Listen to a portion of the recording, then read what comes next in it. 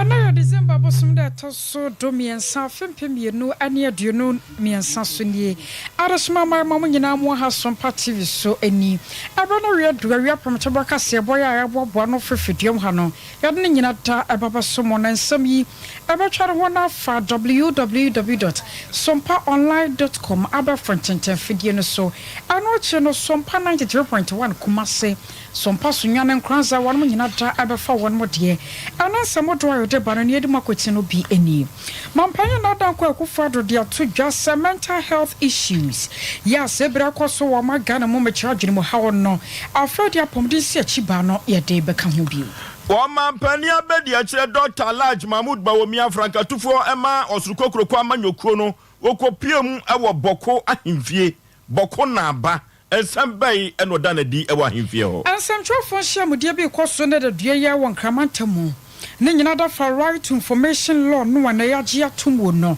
sane be yansemtrofo ebeti ase asante mantem so afo ne bonyamfo Simon Osemensa wo kiremu a wo ba asante mantem ha said o manfo bi eka se yaka chi wo mpuntuom no entesa former Attorney General Yero Akufo Penso and eka say what the attorney special prosecutor ni musanada wormo anya asembia ne fransam trofo to one monim enti ajaje fransam we ne washa asebo wan sobo no onyanto bose kwabre apoye mansin asante mantem ha entonso na yadurei abrantie bi asem ne honhoma adenti yemkotie mu ensem afofo bi ka were mu hono yabobo ne nyina no a yade baba somo sa awia promtobra kase boyan fasada Emma 21st clinic one me yesiatika expert and area say wo pa drink papa pa ayamizu anasa 5G drink Tabeta clinic enso ka ho bi enwachi no krampo no Dr. Bess wo tanaso apatapa no site honom fa ya de ne nyina akọ na wonhwe emfama wo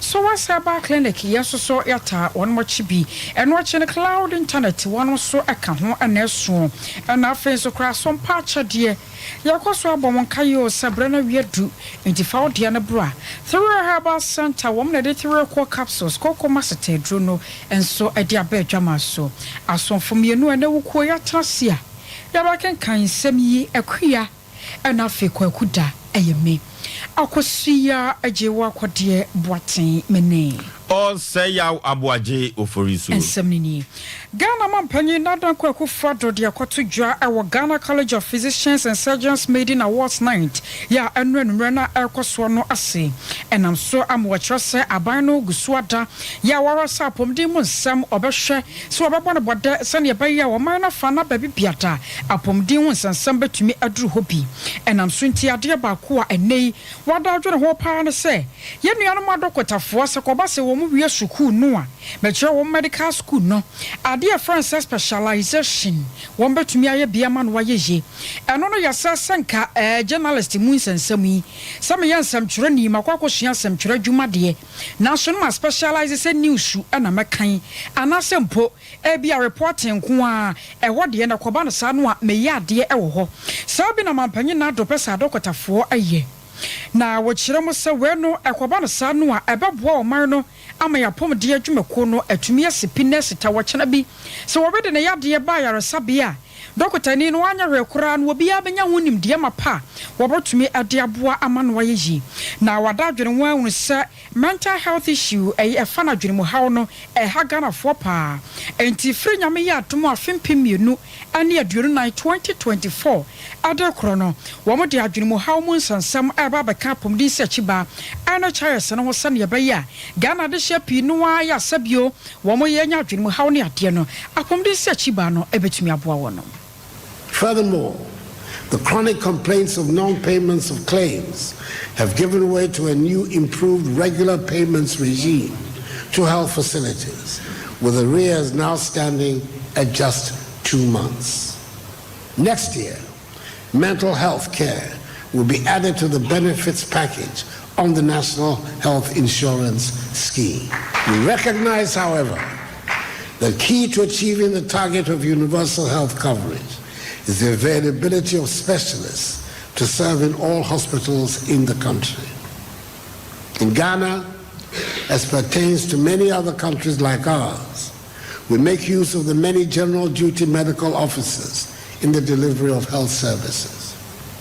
It is about time we began to set our targets higher and ensure that every single doctor who graduates from medical school proceeds right after their house officer training into specialization so that the good people of Ghana can have the best possible level of medical service. I was your worry, I Ghana man penny, not done qua Ekufuadu. Oman Penia Mediaje, Dr. Alaj Mahmoud Bawumia, one year Franca Tufo, Emma was Ruko Kroko, Amanyukono, na woko PM, Ewo Bokwa Himfie Bokona Ba, na what day, and I say Rampempa, and the mananum say, or Mwajin Tatajin Faso, na Nasam or Kayan say, Ghana for himself, say Osha and Sansam and a Toko Sim, Ewo Bokwa. A mouse would be to me and Koso. Na woshe Ghana Constitution say enya kwotun kwan to me eka hensem ema din yo eba eduru baby a aban entumi enforso say obema din yo aba wabra entokwa bi asi ewo ahemfie bi eno ti woto aso eka say what the development anase mpuntu ankasa ebe koso ewo boko ene ensem obobo so no na efe yipa agenda 111 nyina wode eba said ye be ya enwoma ebe konkan boga pumakom akwante poso nyinada wo baba beguso kota tutututum said ye be ya enwoma ebe konkan woto aso biem se wo hwe asumdi a enni boko a wo be hwe na asumdi atumi akoso said ye be ya asumdi abua no ye hwe wo man ganem no boko foso ebetumi ateso emfaso in West Africa and the second most peaceful country in the whole of Africa. God willing, as president, I will maintain Ghana's status as a very peaceful nation.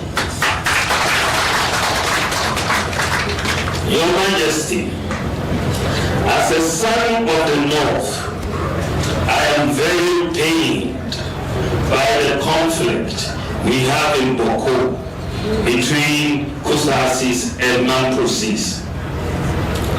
This conflict has led to needless loss of lives and disrupted economic activity and development in Boko. It is really sad. Fundamentally, we are really one people. We have intermarried over the years, and our languages are very similar. I believe with every bone in my body that it is possible to have peace and harmony between Kusasis and Mamprosis. Ani a wuti ye eye Franca Tufo Emma was Rukokro Kwame Nyokrono wanwa ena yo mampani abedi akirem ewo Ghana mamha Dr. Alaj Mahmoud Bawumia nanu akire ena kasamafo Emma Bokuna ba Mr. Daniel Adoliba enso etwaso ekasase. First of all, congratulate you for emerging victorious in the flag bearership contest of the MPP and for becoming the first son presidential candidate of the Green Party. About a decade ago, when you were selected as running mate, you visited this palace to inform me about it. I am however not surprised you are here today because you kept a very close, cordial and friendly relationship over the years.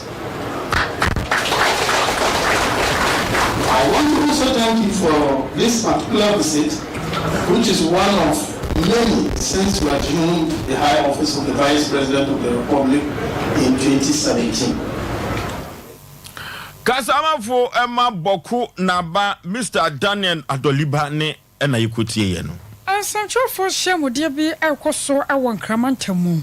We no alpha right to information lawyer na yaje atomu a ababaye mra wo magana mu so bibia da batumi akotitiro ne nsɛmtrofo na won makwasoya soya hodro ne ma kire won madwene wo makwakopankyire mu mapa adiafiri ho na asoya ye hwo magana yankrato won samso na afran nsɛmtrofo a won mo church nsɛm sane ye bɛya na obibia da batene ho ase na wo kyena bene yatumi de mrai aye adwuma ama no yeyi wo so fo ye hwo magana yankrato won samso ye no manyafo kwadwo pon Kroma. Wano Jina Simpie Sone Semtrofo Ekasai. The ORMS is expected to be in full operation in 2024. Madam Advisor, permit me briefly to speak to challenges that we are facing. First is the institutional culture of silence and secrecy. The behavioral change challenge affects public institutions' full embrace of the law, as they are used to working within a culture of secrecy. The RTI law is vital in providing legal background for individuals, journalists, students, etc., to exercise their right to access information. However, the challenge of the ignorance of the law, and sometimes in particular the deliberate refusal by public agencies to provide information because they feel it might embarrass them, is leading to difficulties in implementation at some point.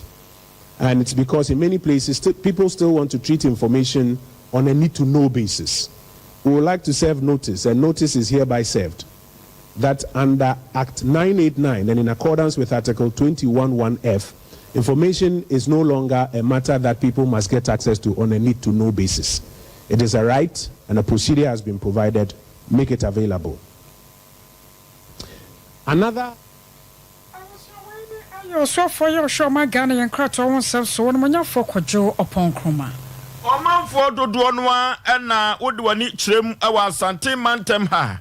Omu winwi ene ensem omo ka no echotwe ho nwi se empuntuo aba asanteman se de dwonso aba abo akokọ ene osurukokro amanyokuo no bosha washa asanteman ma se interchange ahodo no bi kro ba beye no enya asam keto ebema asante mantem ha ayefe yi pa na omanfo dodo noa na eka se hwe ba ku bi kro mututu amna e wo so awro na ba tokora no munya nwieye na no na asante mantem so afo no bonyafo simono se mensa dia tudwa se oba asante mantem ha se de omanfo esi keka se osurukokro amanyokuo no woya asante man totwene no entesa na ebra no obehwe na ensemtwerofo adwumadie no waboabo mo no na ne waso kane na sikane adua so se de be ye beheren na enipa wosurukokro amanyokuo no woye e wasante man ha no obada na di ade asem akere ensemtwerofo enuti okanso biem se wohwe interchange ahodo no a obeye ni nyina empuntu ahodo no pinua na woye ene asupiti ahodo no so no wohwe se de be ya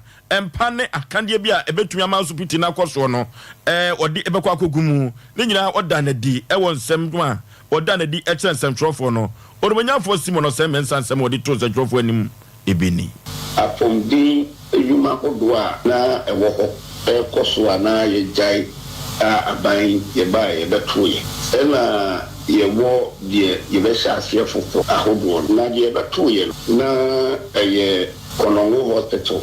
Okay.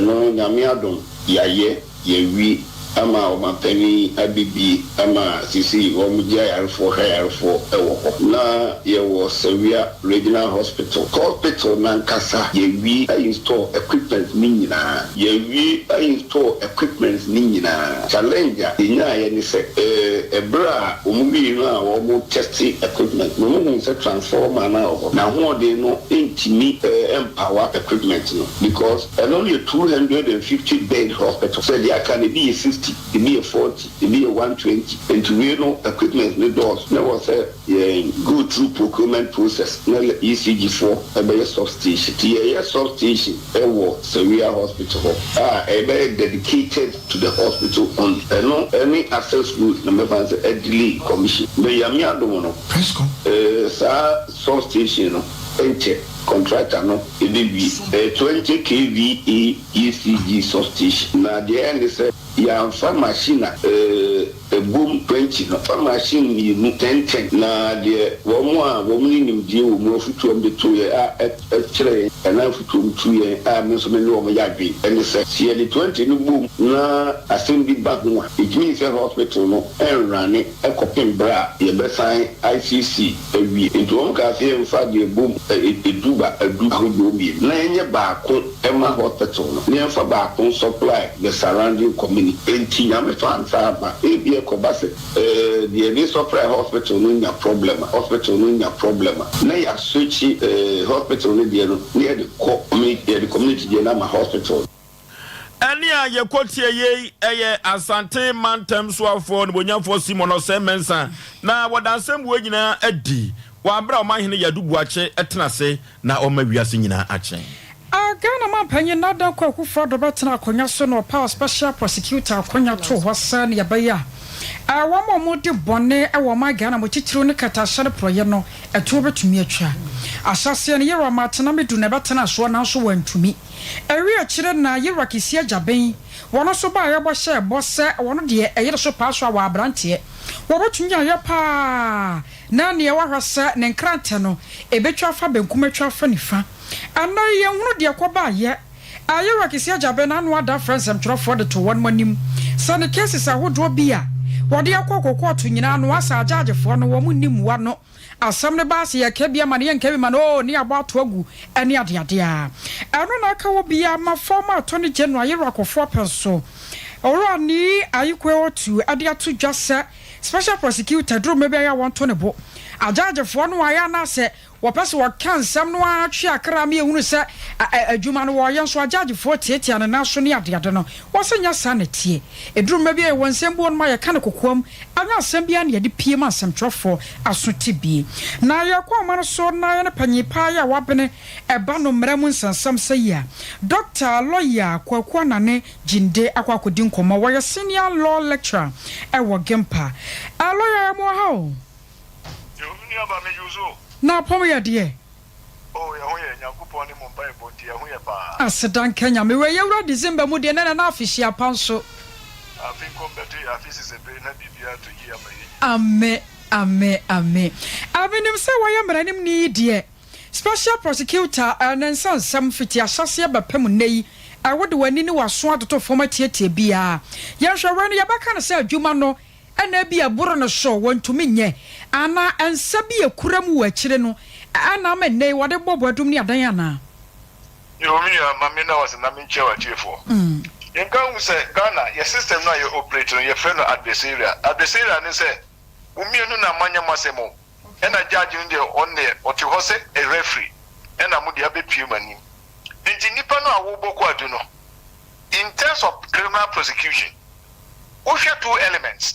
First element, the burden of proof. Burden of proof is a nipa no awoboko adu no. Una wa so di wadazidie ba. Ubeka wasem na odi atomra ho se masema meke adazidie da ho ni. Odi tomra ho a ehun soso ni. Ena ne toso biom in criminal prosecution. Every bibi standard of proof.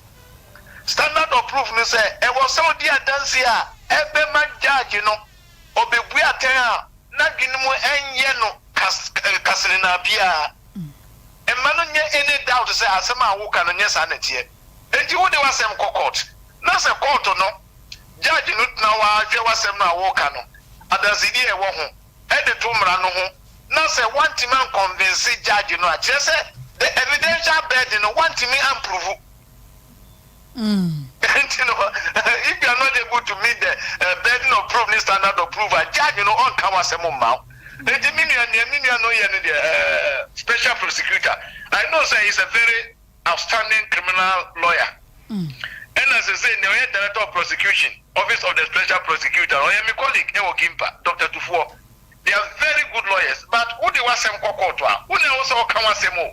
So one thing convince court to know, I mean, a court to know and Kawasemo. The court will throw your matter out. Nation say, burden of proof no one man meet standard of proof no one man meet enti wasem no ye de tuaku. Number them bisa said, Kisia Japan, all these years our practice on lose case or court to that.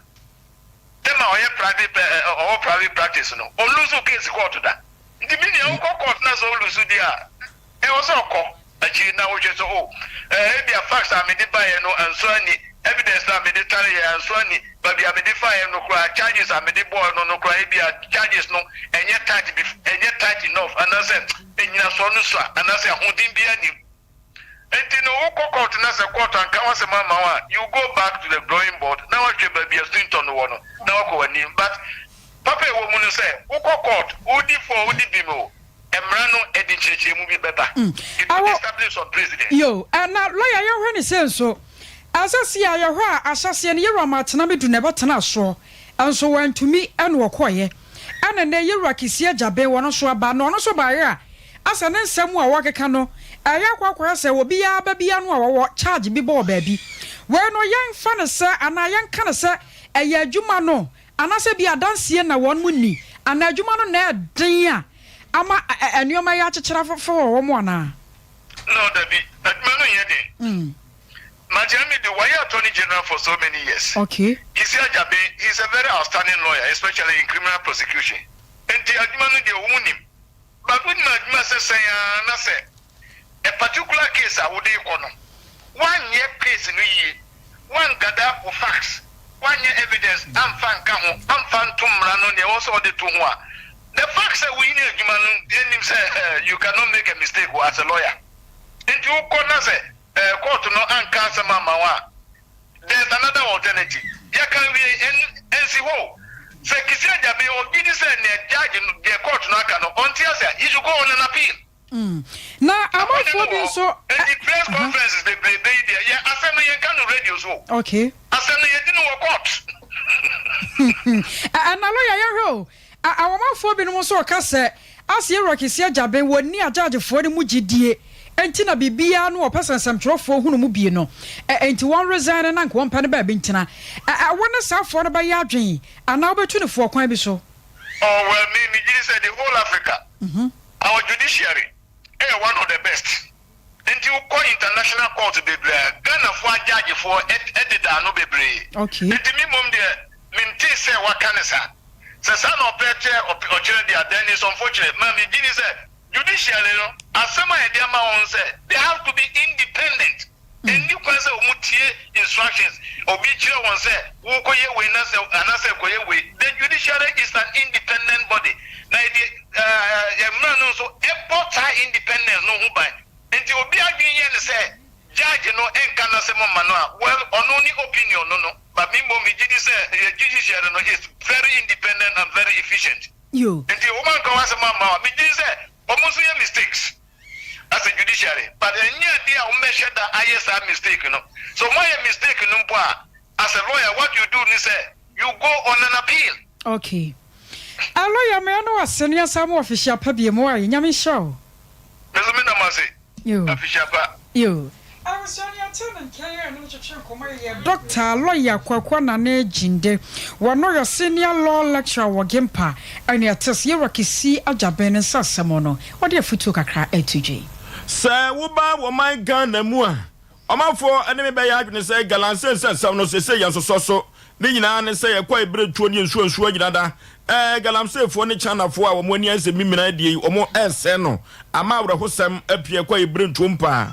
Na ene wudi wani echirem ewo dwabo so mansim Western North sabra me no ka sei enipa nwotwe a aposifo mienu ka ho na sabra yaso ho pachi na ne nyina ene se aposifo mienu na omkọ bambo na bambo a wokọbọ no na wone rapid response unit no ewo forestry commission no omo ene kan bomu na wokọbọ kwa ebrentuo no ho ban ene kokrosua forest reserve no eho ena dwumadie we nyina da wokobo kwa ibrentu no ban said be nipa bonfo bi entumi emmowuram na onkotu galamse na ene said yesiche wo no akoye ho na excavators be dru na sabre wo masa hye no ewo ho enomu na security expert Mr Adams Bona ne nsem a wode etudwa efa nipa ya che wo mo ewo dwaboso no ho yenkonkotie bi. Some of these police officers, they rather would want to see a rotten police service than a police service that is effectively managing crime and effectively dealing with illegal mining in our country. The scope of investigation should be widened. We know, it is trite knowledge, when the former local government minister actually said, Hajia said, DCEs are involved.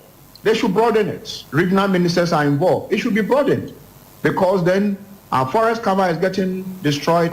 Police officers who are supposed to be protecting the, protecting the environment, protecting this, our forest cover, are the people who are also involved. And now they are mentioning, what's the name, a senior officer. Obviously, every police officer in this country is accountable. When I say it's accountable, we have to account. They are supposed to be accountable to somebody. If you are doing a head count, if you go to that area, they are under a certain district commander, a certain divisional commander, a certain regional commander. And so if you look at their mode of deployment, unless you are on leave, every day if you are supposed to work for 8 hours, there is a book. There is a station book where you enter your name, where you went to, what time you came back.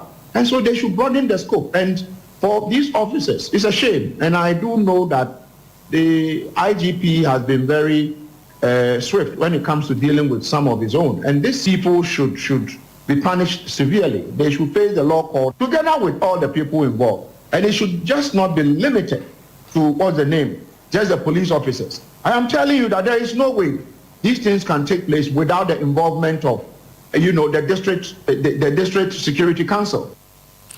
Eno na todwa say wo mama oba galamse sensem no eto betumi atwa nanso ebe den papa every say MMDC is nyina ka ho ene ukokro mu ahemfo bebre etu galamse yi bi eno ti suppose for koka ho a enhyeda enye nwanwa every say obi apebran e dia kofie security expert Dr. Adams Bonane ena yikoti here na NDC mabono no bia yi won mo tie whatever man tamo won mo kropon tamalemu na one more you mutia woman central for na kasa kire mo say John Dramani Mahama ane woto Frank Adia mind this amanyoko no one mo sra na adase panye kase bi wo hon mo sefata pa say wo ye Frank Atunia be de akire na say ni pa ya one mo kana ho asam yi eye Owura Leslie Mensa Tamaklo one mo kire mo say papa no nyame ya adom na 2024 so baba ya Frank Atunia be de akira wo mu ne se ebeboa papa amamanyoko na tumi adi nkonim san so owura no ne mu odu owani monyam afi wo kasa adom tie otumi kasa madom wakasa tenase ya wo mu ne se woni ye John Dramani Mahama betumi akọ sane ye be ya 2024 abato no NDC ebetumi afabio Colleagues, comrades who are present here. Now, the subject matter press conference held by consortium of some youth groups of the National Democratic Congress in Tamale with respect to the selection of Mr. Leslie Mensa Tamaklo as the running mate to His Excellency the former President John Dramani Mahama. Respectfully, sir, we, the consortium of youth group in Tamale, wish to humbly appeal to you as the flag bearer of the National Democratic Congress to consolidate our basic stronghold by considering Mr. Leslie Mensa Tamaklo as your running mate going into the 2024 general election. The selection of Mr. Leslie Mensa Tamaklo will strengthen a stronghold and also eliminate the voter apathy that occurs in certain parts of our stronghold, especially in the voter region during the 2016 general election. The breakaway from the new patriotic party points to one lesson for the NDCs, and that is the MPP is gradually losing its traditional stronghold, the Ashanti region, which the NDC should strategically take a cue from and cling onto the stronghold by practically and deliberately choosing a running mate like Mr. Leslie Mensa Tamaklo for the 2024 general election. I was your warrior and this Maburubia one watch if you don't want to mokropon tamale. Yatwa Kasiano so ewo kwabere poe mansinim asante mantem mantonso ena yadui na abra wosem afiri ntonso eba ne se abrante kwa bia wadi mfinhia aduasa ye frɛ no chabala ne wofa wabo yamane na na asɛmina ne se abrante nansen no ononum enubone ene ye wanhwe ye abonsam tawa ebi beka ho tramo no bi beka ho enam so amanyoma na wo ye na ensemfra na abodam semsu ena eya aba no so na ebe na kakrani na abrante de wo ye no na enhwo ani enam so amanei abrante no wasem no hohoma wato no nananom ense do de ne wofa ana nipa eni kotu awisu ana hwen santemo okoto sa abrante no asa no honoma enwoma no ye no atwetwen komo nwa kumano no na ebrebe kakrani na unsa ase na nisu ye hetu nti ye den fa ba bi kakra man ho ye de ton be ne nansani ni hu se asa akeka no ho wo sa no manu ni mum obi nim ni aba ene ye kwa ye nyina kwa adwuma na do ye adwuma na do be fi no pa ma dwara wi no bi ka chen say asimu nwa no ahye ho akonfo na ade obi an friend chabala ena oka obi ani no so ahye ho akonfo eno kwa ye ba na aba yu say wa shen ho akonfo a sen ho ya o sen aduane so ye twen say police for beba ni bi o ma befa emunu de akọ emi nwa pa anya nche na me enu se no kore de o kan anya nchuntum nka se o mu boni no mu wi ni adonim no mu a me twatoro onim ye na nye eno so se ye tete no nkomodi o ba bi say asa wakasa tia obi akasa tia sofu bi ni mum de ye ne mani ahunti ye nyini ti hon na ho se na kasa ni no basa oyeye nti mu no ma me de fa ba bi kakra ma ho se de no to no mani dware a otim so nante bibia ne mi hunu ne ne nansa me koto no na me kɔ me ma ho omu fie obata wo fie nkyɛn hwɛ fie odi me do mangasa no ntwa mu kɔe nti ne dai hunu se they say was send ho ahoma ya me ato nsa frɛ no kyerɛ ma adwene sɛ minim sɛ nkasa bi meni afi kakra ma hu bi pɛn so bi hwa kɔnfo kora ba kono titi ne kon na sɛ wakɔgya na agu no ho esu de unhu ne saa na me so bi ne dua no ɛne onu mu duro no ti ne bi ama ne basade a ɛne de mitim na me unhu mark bia won sɛ nipa na akun da bɛsɛ no so a unhu mark bia won ho saa Abrantia Chabala udi wani ekopiem ewo entonso a wasam ne ho enhoma ono ani nwa nimpon ni nwa bema ne bra no ono ena sabre yi waboye mu amane no na wo kire mu sani nwa no enubone de onimnom pa a wahwe atrama obeka ho eno ena ma Abrantia yi watumi ato nananom ewo ense do no I was na Santama Traditional Council. One match say I will mention Fikasium. And some will appear from Banabako, Ned Mormon and Baba, some non-son on the 21st clinic. One way a sciatica expert here comfort your mouth say. Bronya mo sciatica yadian fako, now one more share and far and mount. Or two sintin wire chawadi about Namud Muno. But for Cassamoni, I can't say sciatica. Okwa doctor for no warmer bank kama womba show or the fidie begina was so they also dear be draw can or the back they also dear bro for draw nin na wobanda kama ma hoato ya branches in the doors so 15 branches in the tree woko kumase show overseas junction here by Alpha Radio wobos your council quarters court junction and crime market sunya na nkransa at Chiman 0540 311 0540-311-311. I have some patch dear. Yaso more anwa, milo, sardine, geishia, and toma, books, pen, best spread. I would watch us a bibia. Ya the chair be an abushan ya bechi. Nasa yesika. What a facia who may sumai 0598 559 802 0598 559-802 Edina Babano Airtel One Media Anasa Blizzard Foster through a herbal center the 3 o'clock capsules a cocoa massate drew Koneko Tobi Kokona Kebat and herba Mr. Bar Pidank Kwabisa to Mrs. Yadia Coco Nebeko I am timber free ho Brunya was so baron Kokoniate and it was all Maui Yamuni Timbare Kobasa or Fukrabe Kapudodo when you have 3 o'clock capsules Coco Massate drew no sober to me unknown 0546 107 107 0546 107 107 Tabita Clinic Ukwada biya ya idi si wasa prostate ya de ni esichire ya de yeah ready amount na Oliver na wa touch ma kidney infection bi no akonya Tabita Clinic for your woman way 0202 347 647 0202 347-647. I was trying to jealous your tongue crackle, Evasaba. 21st clinic aye sciatica expert sciatica no o nerves na wo to ase na fa wo siremu na fa wo nansia besi ase ho no se ho techima eno ene ye fa ne sciatica na etimi bubu o to ase ka wo se dwe wo siremu wo je ho ba bia enye na eno na 21st clinic ba ye adwuma pa wo mu ye ntia baso bo magine wo Ghana ha ene amono ne enyasem ketewa wo mu ji international awards ahodo wo mu ji local awards ahodo na anu nso na wo mu be the only sciatica research and treatment center in Africa. Bibrimano, a baby baby, I just 21st clinic in Kwa. Woman, dear baby drew, and a best of no masada the machine. I come home. Aya Sabia, Yarabia, with me the corner, my dear Pakua, woman, Gidi, Womupano. Aya sciatica and a stroke on so the qua. Diabetes, and hypertension, near Denia Day. Ghana have a beer or more. 0540 311 311 0540 311 311. There's a 21st clinic. Woman, a sciatica expert.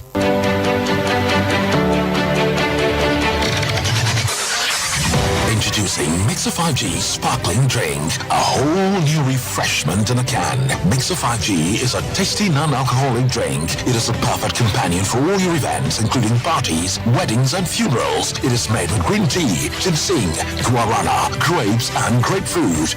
Get refreshed with Mixer 5G Sparkling Drink. For bulk purchases, contact 0246 270 221. This advert is FDA approved. Sompa Achadie, Yaba, Sompa Achadie, 2023. Bible say, Nyame Sompa Pani say, Ubi Konyanka, any Risiamob, and Nutina Sompa, 93.1 Kumase, Sompa, 90.7 Nkransa, Sompa, 98.9 Sunyame, Yakabom, Sebronye, Yabema Enisia, any Akrafo, Editi, na Yankuayetini, I just saw the boy, and to say Sika, Fatua Matrufoiso, 0598 559802 meeting beam 0598 559802 edi hospital 1 media brana bosome ni reto so aduonu ba ko ni beboja trada na de amode to ye no ye de ama ekuna na me say ke ku na me say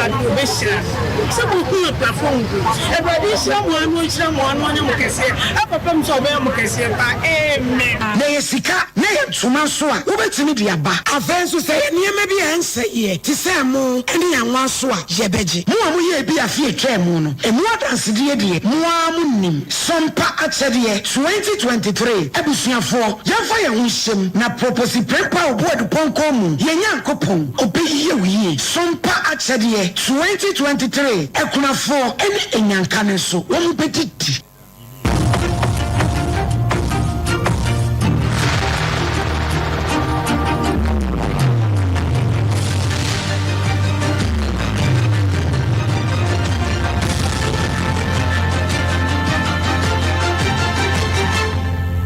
TV Emma Aketiapa. Yama hwafo ane atiefo nyina akwaba eba ewia prem tobre kasie mu yantu akasie so na yemfa emamo. Yade ani echirem ewo kotokofie manhia na mechirei. Asantema council ene watranse na nani wo muhia mudi a etwatwo kora. Ene akrobia asante kotokohini nyam kese asantema wura watranse. Na education minister wonmonyamfo osaya odutwum akopiem ewo ho. Yensem chonia na ni kotu awisi ne hwene santemo Ebeneza usu ansa ewo ho sabrei Ebeneza otemeka memwa ha Mejo so polisi Panipa ne mpom te sai ya me adom me bia me hoye na mo so dia kani Ebeneza wedi wanya kopiem ewo fikesiem asantema wura krobia asante kotoko hini nyamkase yeso atrase na nananom atwa ne ho ahia the Chatwini Asanteman Traditional Council, then there was all. Medasi, Memo will be a quaba at Asanteman, or take a library, a fee Cassia, and nay, one Asanteman Council, a mumpany for a Sunkunya, Umusha side, you said a bear, a compound before. Asanteman puntu na afenso asanteman kanko ebetimi ejira ne naso na wo ene de ensemudi ni mu no ene eya da wo modwendwene kwampa wo befa so a wo bema enwoma sua etimi etumpo na be kra behwe eno ti o mato mu safre education minister onimunyamfo osaya wadutwum se wo mra no mra be chirekire mu anamontu a wo tu ade aboa se na be ya wo masua ebetimi etumpo e wa asanteman temase ene o man Ghana nyina na wo simpie no sisesi ameno kase no onimunyamfo osaya wadutwum ene kina paso a wo kasa na wo dwumadie na se no asanteman wura otufo nyamekese ema asanteman ene ahemfo maba dwumadie na se nyina akwa aba emo de ensempa bo mu se ene no enwomasua pa na yade a ebeboa amakrobia etime tumpo eno ti wo mu ba fa na ne kwa mo ba fa so ama okoya kura kese a asanteman ma se no ebetime egira ne na so na afa no ntoma pa fram wo dis asem told ape and what told in Safre education minister said omra no ma bekasa no church choir wa faswa wo boa enwomasua e wo asantemantam e na afi so Ghana nyina na wo munyamfo asaya wa dutum e na gina paso sesi a o kasa na odi tu ja kire mu se eni no eye ne wo pa se amanyofo binumu e de ne nanenam kase free SHS a e ba ye etimi ababa be se enwomasua wo se enye no probia sanse so wo free SHS a e de ba ye na aboa ma o mabuno a wo mu nko mu risku a womu enko school krano esese etimu emwatimi apega from 800,000 akwa do 1.4 million a tese ebopa ma enwomasua no emwatimi apega osa to ne kasa so no odi tu gya kire mu se wo hwe enso hwe ahodo a Ghana has a titulu ni asantemem enkoda wo mu ko secondary school so atinya tro na free bus 2015 eba besi 2023 enwomasua no ene enso hwe wo tro ye nyina no koda wo mu o man Ghana mtiti wo ene asanteman no wo matime ebija mu efisa efrese 50% edi akọ 65% and it say which mu say emu etimi apega kwa enkoda wo mu twa no edo so yie pa wa asanteman mu ha ene o man Ghana nyina no eti wo eye ne nwo pa se amanyokompe enkaye binumu ena afa so so amanyokompe ne fo binumu ekogina paso no mu kasa na o mu say friends Ghana education was ade ba ko sa har pa se abrochema mu na kasa ade no se yenke benye obi ni agoro no pasa se enyoma ekoso no tese emfa so de ma dan so no Ghana hase no amanyoko bi mu akwa kusuasa entro na ene no kure ese no ene o mu twa ade gu afresa amanyoko bi mu so propaganda amanyoko ene o mu twa de gu mu so tese se amno kasa de wonnyamfo osaya wadutwum ejina paso a o kasa chese eneno angumasia etimi apega dimu from 50% eda kwa kopium 65% that is what mabu mu modi ye pa a wosenka mu bu mabaso enti yesi ade dwumaje ne koso ofonso minim se obebusa asafufo biem ni ato so a de ewo ho nyina boano pa na nyame ya dom a no sia brem no wajam nyina amayatiefo why eda so fonso no okay Asanteman Traditional Council on transi etwatro na yensemtwoni Ebenezer Wusu ansa ekopiem education minister onimonyamfo say adutwuma kopiem ho obeyin sembia no akira Asanteman wura kwanya Asanteman suku ebetumi atumpon Peter Nochu a ranking member Adema Bajokoya Shoma Ghana Yongomasian Samso Mashabajofie and ordered to judge Sana Motoya Ghana Education Service 1 more 2 year na headmaster Senate Mistress Bill Honomoa 1 March 1 Mason sa woman tenant chair Fessica Sembi no one ateno 1 more year junior enye yokra was a wom as I watch or be a show about me at Chinemo Sawa Shapanwa Ghana Education Service woman a headmasters of way so one of the suku no na one monomoa ense kwa ba samfom so bi ba ba bia wow mom na wasa wo fra wo mo bisa wo ma no asem na hunu de ntia wo mo ya sansa na so twe bi wo ho a wotumi de ama wonom na so wano de akwa no sa headmasters of one kire se wo mo hu ya no se ade na nam social media so ache se urgent ha enam so nti wo kire se sa na mo tuo no a Ghana Education Service fa so nya tia wo ne wonom eya adwene wo sa kwan ne so. I am not against punishing any head of institution who goes against the instructions given them by the Ghana Education Service. But the manner in which the GS is handling the matter. See, these are your employees. You have put them in sensitive positions to handle or manage a school on your behalf. If any of them should go wrong, the first thing you need to do is to call the person to your office. This is the report we have about you. What do you say? But before we realize, letters are flying on social media that they have been interdicted. Meanwhile, they have not even received the original copy of the interdiction letters. So they have handled the matter unprofessionally. See? And you see, what would have been the best approach? I guess the warning has been sent to all head teachers. Do not charge extra, even if you feel that you need some more funding. You see, these are human beings, right? And anything can happen. You see, this practice we are saying that they are selling those items. Yes. It's not limited to only the 11 schools that have got their heads addicted. It is all over. You see, it is all over. So if the GS wants to do a good job, they need to step up their performance. Students are asked to provide those things. Mm-hmm. And I've been to a few schools where the students, they will inspect your list, and then those items which are for the school, they will take them. It is in the prospectus, right? And the prospectus is coming from GUS. You say that buy A, B, C, D, and bring to the school. The parents don't have anything to do. I was away when you for Peter no junior ten and canona yatasa wayak. And Kodaba Sam Pema Dionum, you know, I had no at your son. Ya wamo resource no waya kechira se wom do mo sato so ne ade efa ya po bi ne ade ekwoso ni ntino ene won mo ja nipa makom pema duonu baako ahanan aduonu mu enwotwe 21458 ya wamo resource no je aba monten so enti yo wo fo betimi akwakohwe se oba resource no na wo kohwe na ma obo na ma afi betimi akọ ebia na wo de no ye bie ade aka ho bi.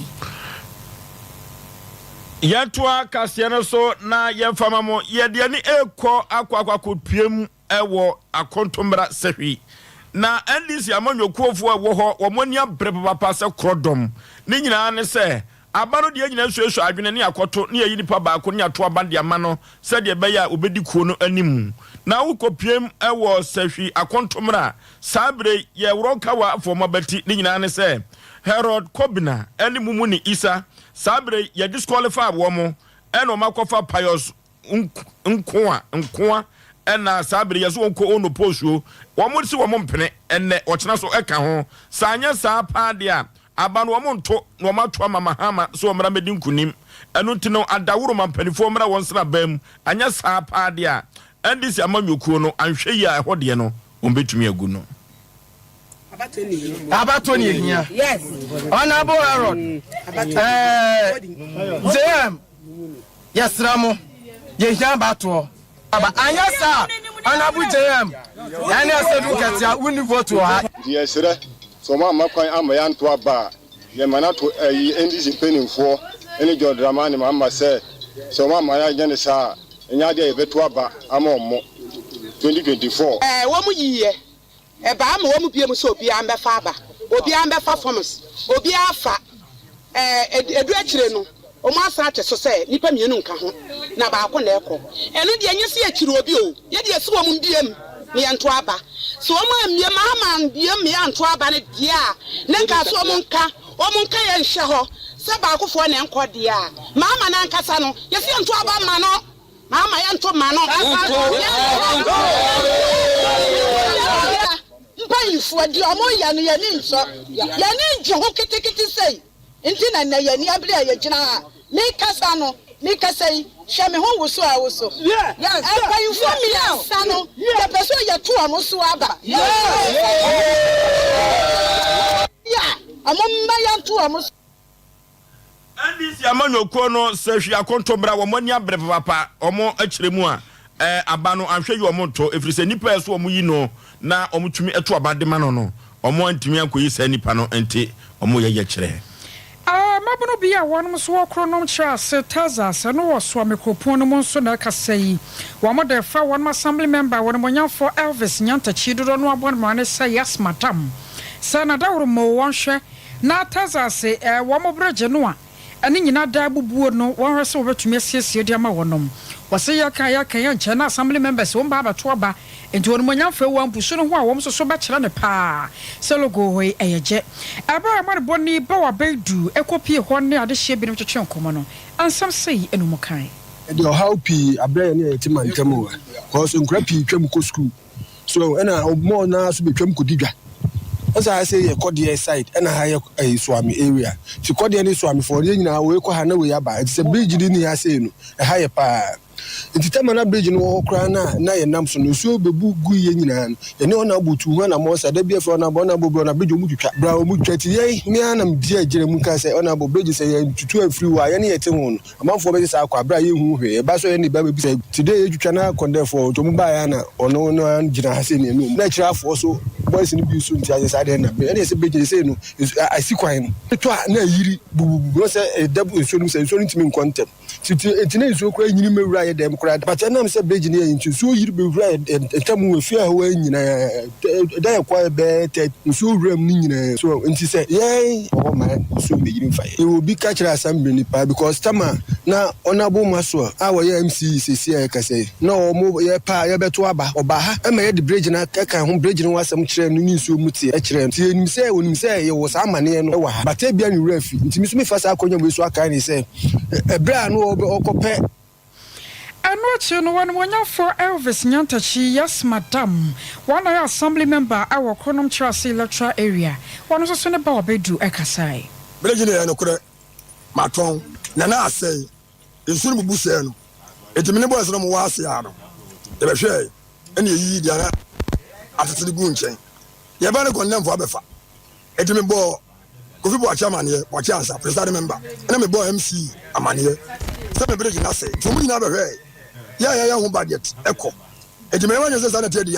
You better chat, number Kobu assembly, one must enter in financial. And the man is a sanitary.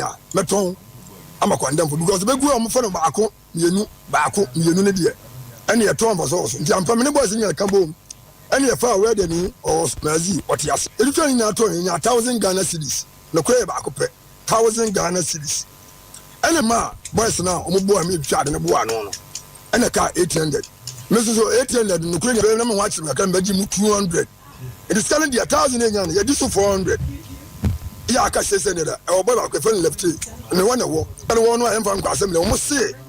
Yeah, but yet, you know, so we can go, and I'm 285 million. I got 10 million. And the assembly budget to call. And I'm going assembly for 18. And we have 14 at the food bridge. Young men call me dear mamma. And you'll be dear. I was already a chrono class tazas now of also I will wakano kore.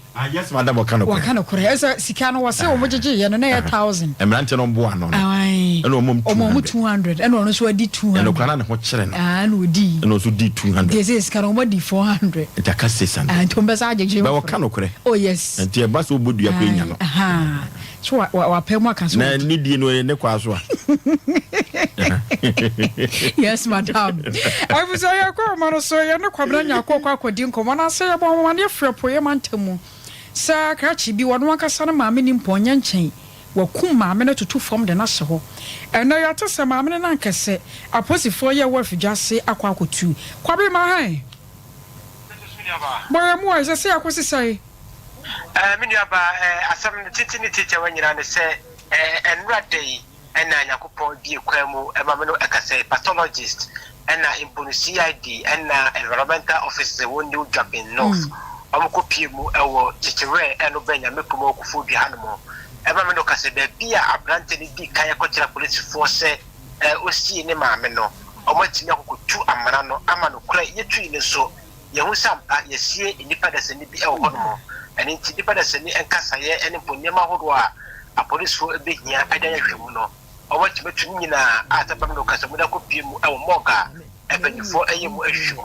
Now, when you for actually my answer on betting your Zampa, a mamma Cassa, I can answer me and say from Honmono. Omoba Bepus, Mutim, et my humu, ɛwɔ sɛ mpa ma mena kasa nkasa ɛna ɛhyɛ hɔ anaasɛ pɔlɔbi foforɔ nkasa ɛna ɛhyɛ hɔ nom na ɛbrɛ tu maame no ɛmu no na pɔlɔ yi kasa ne nneɛma ahorow nyinaa esi fam no nokura nie na akɔkɔyɛ ahosɛm saa nso na akɔkɔyɛ asɛm bi a na ani kwan po enya yɛsɛ sɛ abusuafo betwa hyia mu ɛwɔ hɔ nom ɛne mpade hyia a ɛbɛhwɛ ebi no na mo adwom pɔpɔpɔpɔpɔpɔpɔ yɛsɛ sɛ bɛ asɛm bɛtɔ dwa no na bebree na su sɛ wo bi abrante no ɔka na saa taa kɛkɛ ebi ana no kɔ so ɛno ade ya me no ɛkasa ni bi betumi aka ɛsɛ dua ɛsɛ ampa yɛkɔtu hɔ no yɛho sɛ ampa nipa nkasa ɛwɔ hɔ nom a apolisifoɔ kyɛ mu sɛ ɔmde kɔ bie mu ɛwɔ asibiti akɔhwehwɛ mu sɛ ampa sɛ mponuma me ɛfɛ ne sɛ mercy oforiwa a wɔnyɛ mfinhyia aduasia ɛbaako ɔyɛrɛ a yɛdwon bosome ne dɛtɔ so du nsɔn afia emu no so ne nipadua no ɛna yɛho no anaasɛ mpo ebi foforɔ ntumi no kasa ne deɛ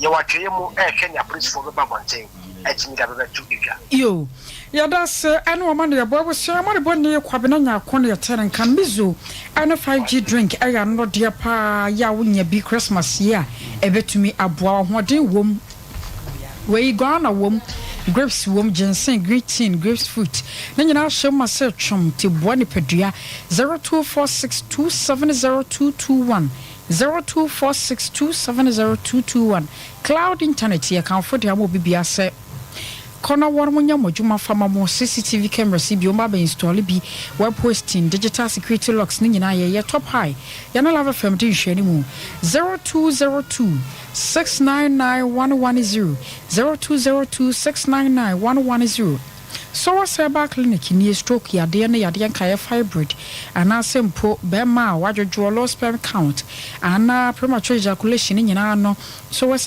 clinic ya hwe shrim school junction and abarakesi 0243 282 629 0243 282 629 Dr. Be watana so apatrapa new site wo be apatrapa junction no ya de be na ha wo be ma wade ni mu adwojo emu aye mbre wo pese mu pagya fibroid na hernia stomach ulcer etwere ya de ni nyina won mo hwe 0243 345392 0243345392 I was saying I didn't say nyina esi kuku Veronica Jando akosua somwa edam nyina mo ase ya grace nso eka ho bi yesam for panyo asante abo Benedict won say mu akosua ajewa kwode boate animedi mene o say ya aboaje oforiso sebrede ya so akosompa nkomo eye bola etwaso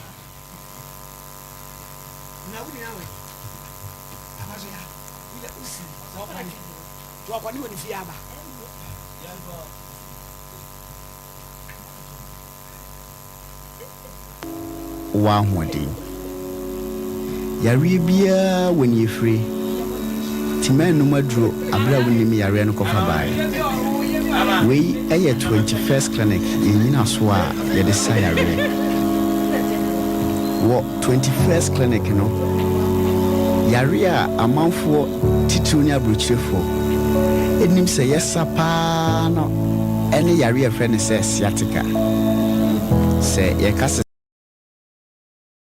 eye ehuma bi a efri osisi achi se de ohu osukun so fa wo to ase fa wo nantu besi fom aya na etwetwew eye wo ya tutu titumi anajo timi ka ona ba kopɛ se de ohu na ema se wonante akakra na eye wo ya ntumi na ana so etimi ma mpabo akra mpo wura 21st clinic ibenya botre achirechiro mu wahu se yare na eso afa osisi nyina no ewani efri